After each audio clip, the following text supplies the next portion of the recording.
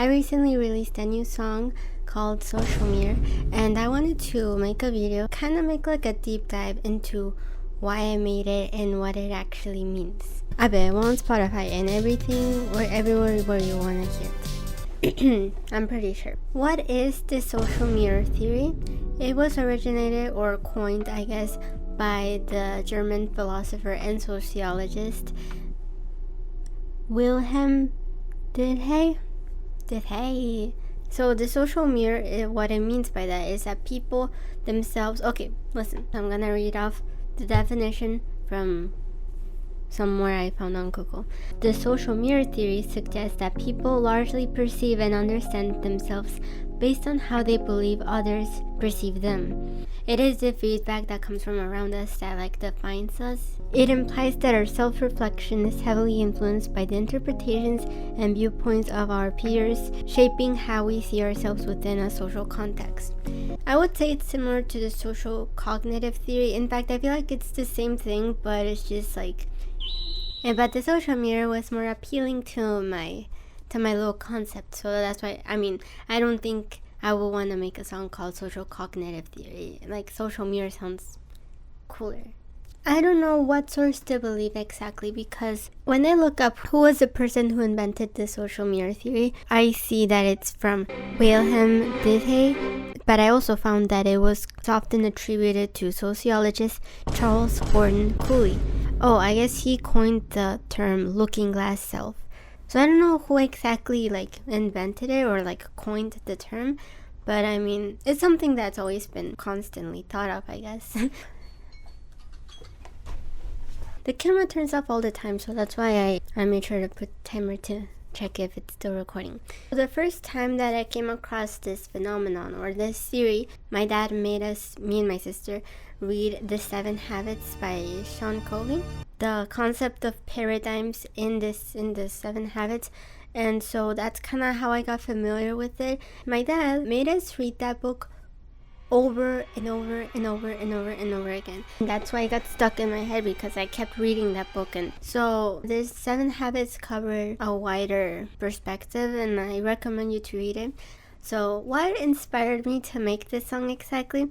Well, like I said, this is a concept that I've been finding interesting for a while. This theory, I feel like it explains a social phenomenon, not really a problem. It's something inevitable, it's just human nature, that the way they're perceived influence how they perceive themselves, and I feel like that is just something natural. There's nothing wrong with that. In this song, I wanted to make it a little twist to it. I didn't really just want to make a song about, oh, that's how our minds work and that's it. So I wanted to bring kind of a conflict to it. I used it to describe the issue of basing too much our self-identity and self-worth from other people's perspectives. Not just other people's perspectives, but just observing how everyone else does things. If that makes any sense. ¿Sí me explico? Observing the social norms and basing your whole personality around what is acceptable, expected, or what is considered normal. What I'm referring to is just that issue specifically. The social media does contribute to that, but it's not at fault. It's kind of similar to social pressure, just because a lot of people are vaping, I don't know. It doesn't mean that it's right. And of course, I think that's inherently a pretty simple statement that a lot of people agree on. How do they get there in the first place? Is most of the time trying it out because everyone's doing it, or everyone tried it at some point, and that's how they get into it. Okay, I'm back. Let me set the timer. What are a few examples of the social mirror, my interpretation of the social mirror? The negative interpretations, A good example of people fulfilling this need of being seen by others and justifying their actions are the very widespread and popular trends people have been doing on videos, where the caption is something something that they did that was so insane, or so the bad habit that they do in like in a relatable format that they do. They're looking for the comments to be like, OMG same, or oh my gosh, you too, or like, why are we like this? We're so crazy. I feel like that's perfectly encapsulates like the dynamic of people wanting to be heard, building off their identity off of others' comments. Like another example that I would say, and that I also mentioned in the lyrics, the consumer part of us. I think that overconsumption is heavily influenced by what we see online, and like, well, I think that's kind of very well known. I felt like it was worth mentioning in this song because it's something that is so popular. And I'm surprised this is the only time that my camera has not turned off, and it's the only time that I keep looking at it. And when I don't look at it, it continues to turn off without me knowing. What I mean is the overconsumption and the hauls and the exaggerated amounts of, that's a topic for another video that I will never make.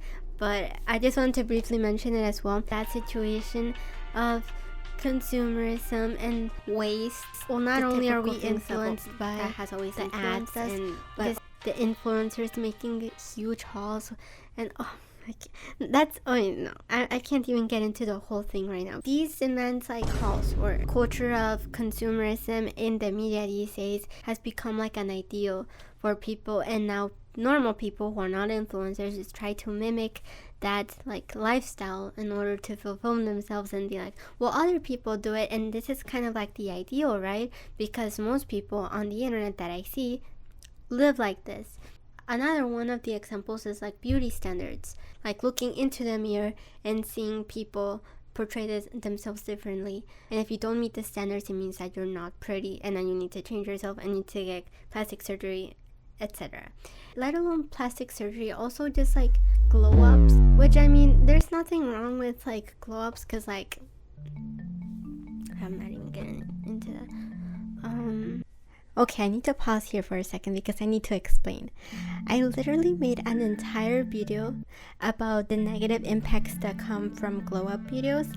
I made that video like 3 years ago when I was like working on my song To Be Me, but I eventually scrapped it because it was the time where I could not record videos at all and that I had so much trouble. I gave me like deadlines. I remember this one deadline where I was like, okay, I'm gonna upload this before I turn 15 because I don't want to be in the day of my birthday to be all stressed about uploading the video.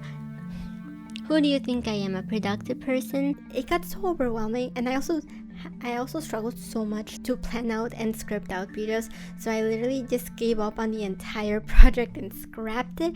But eventually people started to make videos about it, so I was like, well, at least there's people that there's the troopers that were able to do that video.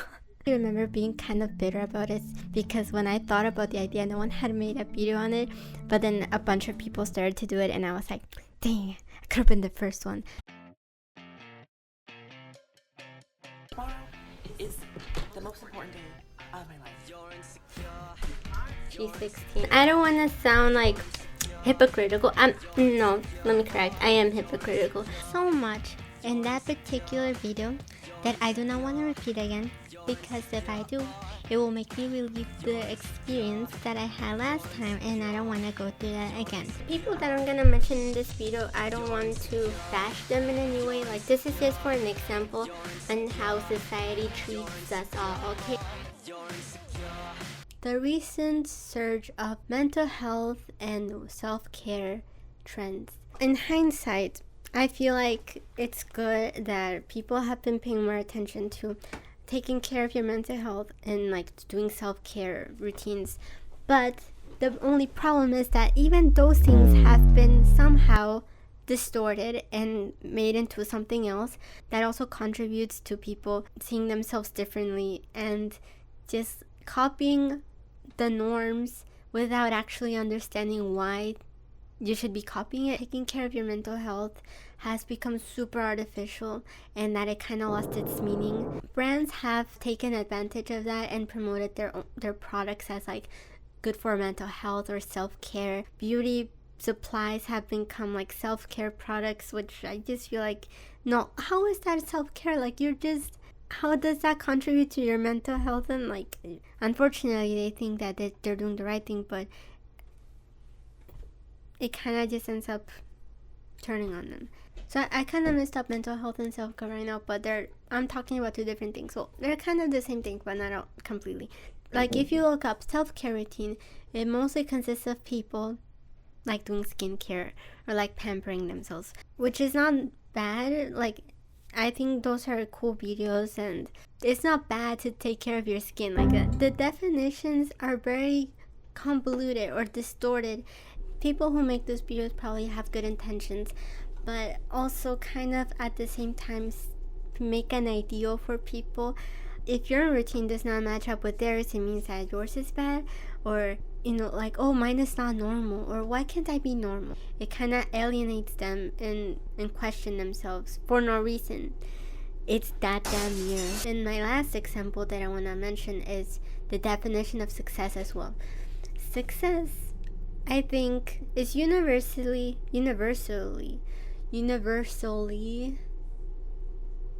people tend to, the definition of success for most people is being rich, times be famous or well known. And I think that it is because of the ideals that have been implemented in the media and everywhere around throughout the years.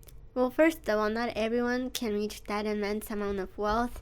If they don't reach those standards, they kind of question themselves if they're even successful. It shouldn't be the only way you can be successful. Success can come from being just like happy with where you're at. Being filthy rich is not necessary to be successful. Unfortunately, money does matter, but I mean that it shouldn't define you. People who look through the social mirror can misinterpret their own. Let the social mirror define their own selves. Anyway, but that's kind of it. That concludes my rant.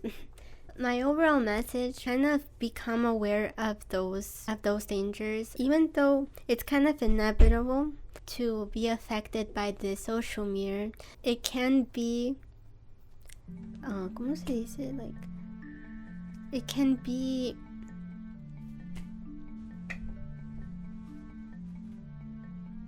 be controlled, or it can be moderate. Try to think of what you also consume. It is important what you consume as well, because ¿cómo se me están olvidando las cosas? I feel like people should also become more aware of what they consume online, because you absorb all the ideologies that people who you watch have, and that can be good or that can be bad depending on who you watch and who you follow on the internet.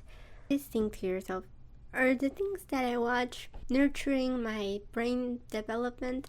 Most likely no. I mean, I can't say that the things that I watch are also brain nurturing, but at least I'm kind of aware of that, and I try to also mix in other things that are not as brain rotting. That concludes the social mirror theory song explanation. Thank you. I appreciate your support, so the link to my Spotify is going to be in the description. I just did like a deep dive into the meaning of social mirror, but let me know if you want like behind the scenes or explanations of like the musical decisions. Actually, scrap that. You don't need to let me know, because I think I'm gonna do it anyway.